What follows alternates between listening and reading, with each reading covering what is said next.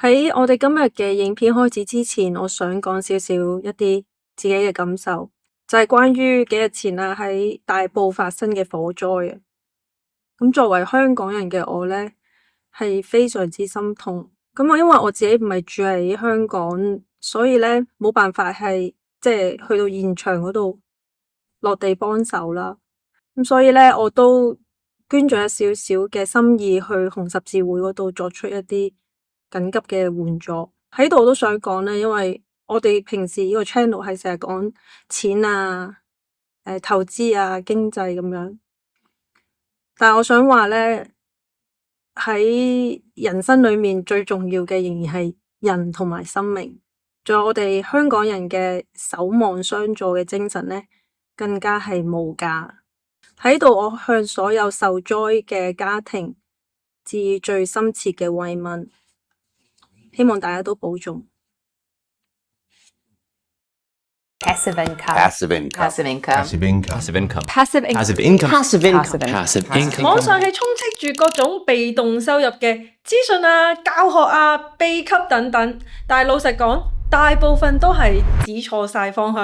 花咗咁多年，我終於揾到一個最簡單直接，但係非常之 powerful 嘅方法，等你建立真正屬於自己嘅被動收入，做到財務自由。我希望你哋可以幫我哋一個忙，就係訂閱 Ring is Here 啦。喺度我想 share 一樣咧幾意外嘅嘢，原來咧咁多觀眾去睇我嘅影片咧，當中咧竟然係未訂閱嘅人咧多過已經訂閱嘅人。為咗報答你哋嘅訂閱，我保證我哋嘅團隊咧會繼續用心咁樣製作呢啲 video， 等更多人咧得到免費嘅財務同埋投資資訊。唔該晒。我記得我入行冇耐之後咧，一個銀行嘅前輩就同我講開，佢就話啦，做我哋呢行咧要食得鹹魚抵得渴。你拎咁多人工啦，做嘢當然係要10倍努力。仲有啊，銀行炒人嘅時候咧，手起刀落，你都會隨時被拜拜噶。所以咧，佢話我咁嘅人工咧係冇俾多我嘅，就係因為咁，我好早已經開始諗咧，要點樣準備離開，點樣準備被炒。咁同好多人一樣啦，第一時間梗係諗點樣整被動收入啦。我自己試過買樓收租，亦都試過投資股票。不過過咗好多年之後咧，我先至明白，被動收入呢個名咧本身就係錯嘅。如果你以為買樓收租就係被動收入咧，咁你可能會好失望啦。我仲記得嗰陣時咧，我想買樓收租，淨係要決定喺邊一區買咧，就已經夠你煩啦。我嗰陣時係去咗好多地方，見咗無數嘅人，不停咧上網查資料，成個買賣嘅流程咧，足足花咗幾個月先至完成。但係咧，成交咧先係真正嘅開始。揾租客啦，維修保養啦，報稅啦，仲要留意利率方向、市場走勢，又擔心咧自己買咗個樓咧個樓價會跌。就算係去到投資世界，亦都一樣。我一開始投資股票嘅時候咧，因為仲細啦，咩都唔識，咩都唔睇咧就入市啦。但係又唔知點樣自己調整自己情緒喎，所以咧我其實係不斷咁樣 refresh 又 refresh 個股價圖，搞到我嗰陣時嘅心情咧係跟住個股價上落，成個人咧搞到好緊張。好啦，大少少嘅時候咧，我就有經驗啦。我知道咧買股票一定要做功課、做研究，所以咧當時我真係好認真咁樣逐頁咁樣去睇公司嘅數據、做估值、睇埋佢啲年報。啲公司咧最中意收埋啲好細微嘅字眼咧喺嗰啲 footnote。結果咧我係成份報告咧連餸汁都要撈埋。係啊，所以真係花咗超級多嘅時間。本身咧就係諗住就算冇咗份工，都有啲被動收入去續命啊嘛。但係點會估到咧係忙到咁嘅？有一次我係無意中睇到一本書啦，咁就係 MJ DeMarco 嘅 The Millionaire Fast Lane。咁呢本書我之前都喺另外一個 video 有講過嘅。咁其中咧有一句咧，當時我好深刻嘅，佢就話啦：真正嘅財富咧係唔在於你擁有幾多錢，而係在於你可以幾自由咁樣掌控自己人生，想做乜嘢、幾時做、同邊個一齊。全部都由你決定。咁當時咧，我先至發現自己咧係一直咁樣追錯咗方向。我一直想要嘅咧，其實唔係 passive income， 而係自由。後來咧，我就重新定義呢個被動收入。我唔再叫佢做被動，我叫佢非工資收入 （non-salary income）。因為咧，我想要嘅唔係更多錢，而係更多嘅自由。有自由咁樣選擇幾時做嘢、幾時休息、幾時去陪屋企人咧。所以 non-salary income 嘅重點唔係錢，而係自由。咁喺5年前呢，我真係做到啦。我有自由去辭咗我當時銀行嘅工作，有自由咁樣安排自己嘅工作時間。而當你知道咗被動收入嘅本質唔係錢而係自由嘅話呢，所有嘢呢就會突然之間變得簡單清楚好多啦。今日呢，我整理咗3個步驟，連埋一啲呢收入嘅工具，幫你呢一步一步咁樣建立呢個 non-salary income。第一步，即係由細嘅銀碼開始，然後呢長期又持續咁樣做。就算你每個月淨係儲得2000蚊，複息20年之後呢，就已經有80萬。所以最好嘅投資時機呢，就係10年前。第二個最好嘅投資時機呢，就係今日。越早開始越好，少少嘅資本呢都冇所謂嘅。利用複息嘅威力呢去增加你嘅回報。當你長時間咁樣去做同一樣嘢嘅時候，亦都會同時增加你喺呢方面嘅經驗同埋知識。之後呢，只係會越做越好嘅啫。第二個 step 就係點樣去揀取用邊一隻嘅非工資收入呢？我自己咧就認為有2方面咧係要特別考慮嘅。第一方面就係要揀自己中意嘅工具，無論你係收租又好，拍 YouTube 片又好，寫 blog 又好，投資收息都好。如果你冇興趣，又點可以做到持續又長時間咁樣做好呢樣嘢呢？如果要逼住自己每日都做冇興趣嘅嘢，我絕對唔會認為呢一個叫自由。所以咧唔需要其他人做，你就要跟住去做嘅。另外一個我覺得好重要要考慮嘅嘢咧，就係要諗點樣離場啦。譬如有人話咧要買的士牌，只要每個月租出去咧就有現金收入咁咯。但係如果你聽日要用錢，可唔可以咧聽日就賣得出呢個牌呢？幾時先會揾到買家？另外好多人咧都會中意買樓收租，但係你都要問下自己，如果你要離場嘅話，要幾多時間先可以賣出呢間屋呢？點樣揾 agent、揾律師呢？呢個咧亦都係我一直以嚟嘅投資原則。所有我要買嘅嘢買之前呢，我都會諗點樣賣翻出去，要幾多時間去賣。個程序會唔會好複雜？呢個亦都係我所追求嘅自由，冇負擔。對我嚟講呢，資金嘅靈活性亦都係自由嘅一種。好啦，第3個 step 就係真正我哋要買乜嘢去做呢個收入工具呢？ Ring 咧就作為呢個前 banker 喺呢個資本市場上面建立呢個收入系統呢，其實對我嚟講呢，就係我最 enjoy 做，亦都有最大自由度嘅工具啦。今日我會分享4個收入工具，會由低風險去到高風險咁樣講。好，第一個工具咧就係債券或者係存款證階梯啦。要做呢個樓梯級咧，目標就真係好似行樓梯咁，喺唔同嘅到期日都有錢落袋。假設你有1萬蚊啦，分成4等份，每份咧就2500蚊。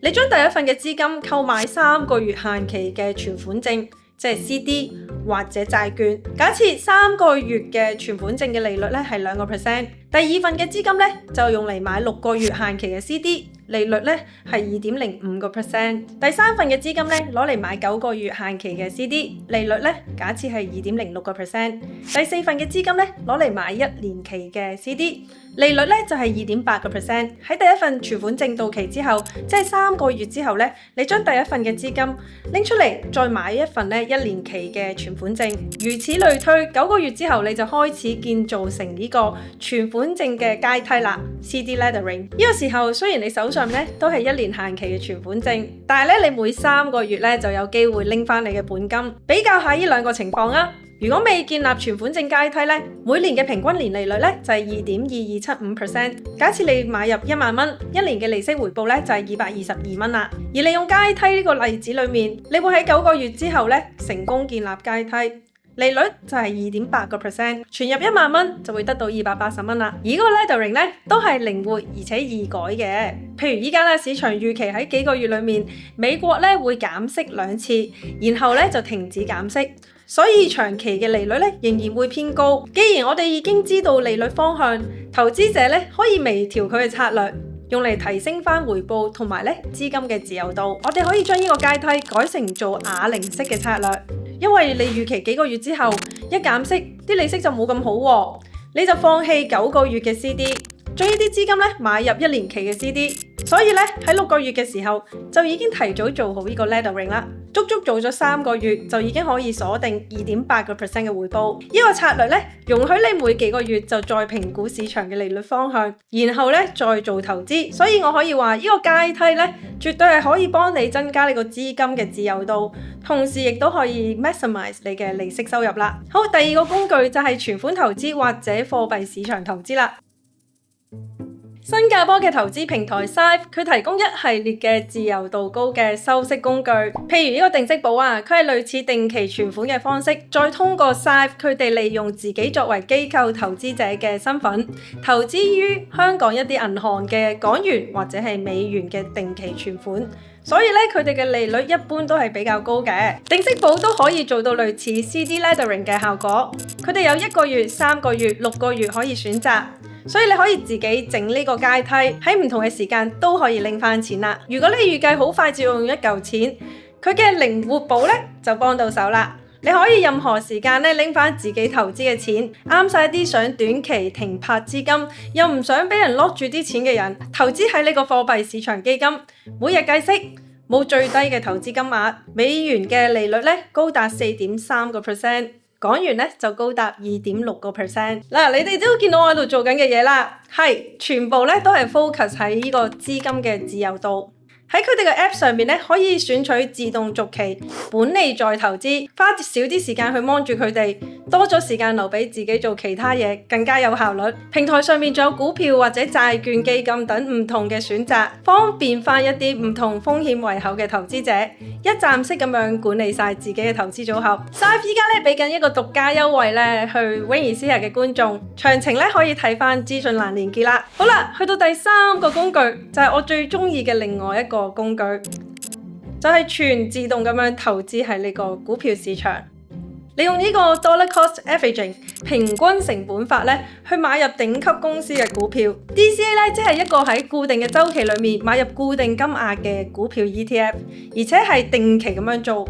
大升市你又買，大跌市你都買。譬如每個月嘅1號，你用1000蚊買入呢一個 index fund ETF 股票。如果呢個價格係上升咗，咁你1000蚊買到嘅股數咧就會少一啲啦。但係如果咧佢嘅價格下跌咗，用同等嘅金額你可以買到嘅股數就會多啲啦。全自動咁樣投資嘅呢個 ETF 咧，最大嘅好處就係減少由你嘅情緒去控制自己嘅投資。因為當呢個市場大跌嘅時候咧，你就會話：哎呀！跌咗咁多，我係咪應該全部都賣晒佢呢？其實呢個操作呢，應該係反轉嘅。如果係一個優質嘅 ETF，當佢大跌嘅時候，其實應該買多啲嘅時候。所以呢個全自動無腦式嘅 DCA 方法呢，就可以幫助你避免喺一啲唔適當嘅時候做一啲錯嘅操作。我之前呢，喺唔同嘅影片有介紹過幾隻呢指數型嘅 ETF，當中呢，包括 VOO 啦。就係追蹤美國 S&P 500指數嘅，呢隻 ETF 係由 Vanguard 管理。S&P 500指數咧，即係指喺美國500間最大型嘅公司。依家 VOO 嘅派息咧，一年就係1.12，即係話咧，如果你投資1萬蚊，你一年咧就可以得到112分啦。另外都有啲唔錯嘅 ETF， 譬如呢個啊 SCHD， 佢係追蹤 Dow Jones 咧美國收息股100指數。講到明收息股啦，所以佢哋係專門投資喺長期穩定發放股息嘅高質美國公司。股息咧一年就係3.86%，即係話投資1萬蚊，你就可以一年得到386蚊啦。ETF 之外咧，個別嘅收息股亦都可以做到每季派息嘅現金流。當然啦，風險咧就會高一啲啦。呢度我會教一教大家點樣揾出呢個股息貴族。股息貴族有2個嘅條件，第一就係必須要喺 S&P 500美國 Top 500公司裏面嘅成分股，第二就係要連續25年或者以上，每年都加派股息嘅公司。換句話講，即係呢啲公司唔單止派息穩定，仲係年年加碼，至少25年咧先可以入選呢一個貴族。今日咧我就 short list 咗呢幾間高息股公司嘅資料，同你哋分享下。注意啦，個別股票嘅風險咧係會較頭先我講嘅 ETF 為高。入市前咧一定要自己做好功課啦。第一個 Verizon VZ。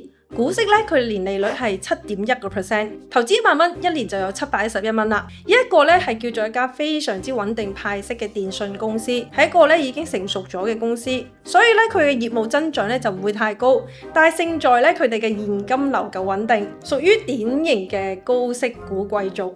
第二就係 Microsoft， 股息係每年咧0.7%，一年咧大約70蚊。雖然股息唔高啦，但係公司咧持續成長，每年咧都有小幅增派呢個股息，所以對我嚟講係一個賺息加賺價嘅最好股票。另一個係 NEE， 佢嘅股息年利率咧係2.6%，一年咧係派268蚊，係美國最大嘅再生能源公司之一，派息穩定，佢嘅成長潛力咧都唔錯。FV 股息咧係2.8%，一年咧就有280蚊啦，係間製藥公司，好幾年前咧已經有介紹過㗎啦，賺息又賺價，係一個比較穩定嘅股息貴族。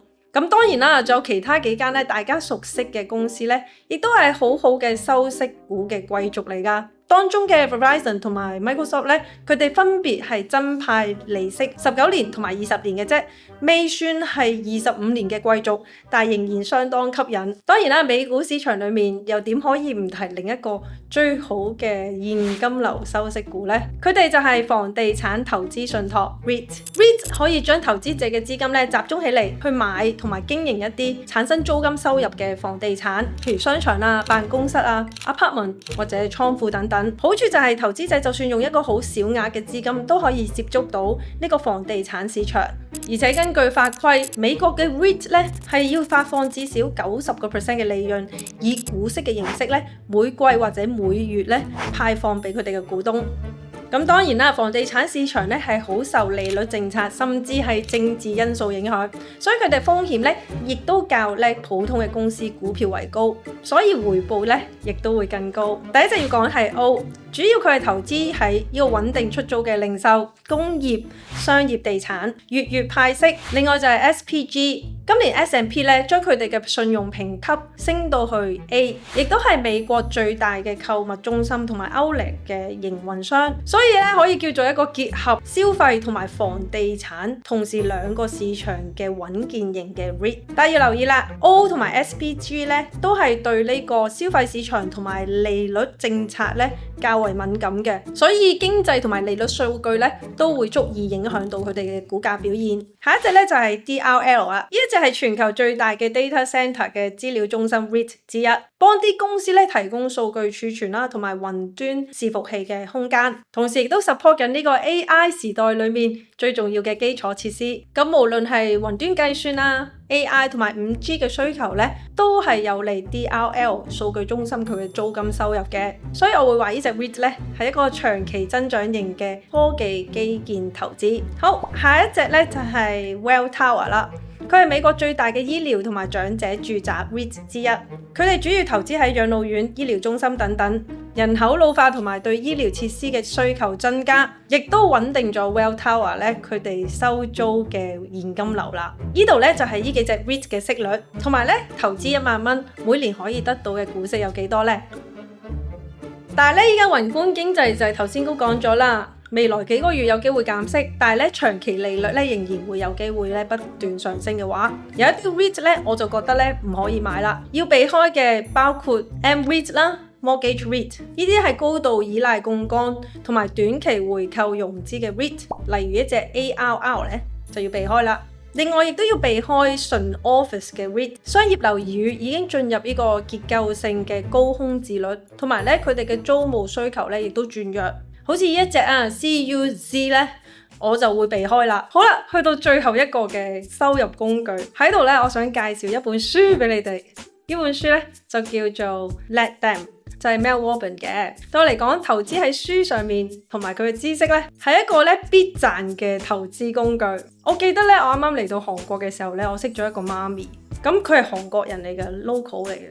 佢就話啦，Ring， 你識中文又識英文，你不如教中文啊，教英文啊，呢度咧好多小朋友想學嘅。咁我嗰陣時就同佢講話，但係教語言咧唔係我自己好有興趣嘅嘢，即係唔想去為錢去做一啲自己冇乜興趣嘅嘢。咁嗰陣時咧，我啱啱開始做 YouTube， 咁有一日咧，我就同佢飲咖啡，我同佢講我好興奮，我度同佢講啊，好努力做啊，我教一啲投資啊同埋啲經濟嘢咧，我自己好有興趣。之後佢就話：唉 YouTube 咧好難成功㗎，唔好嘥自己時間啦。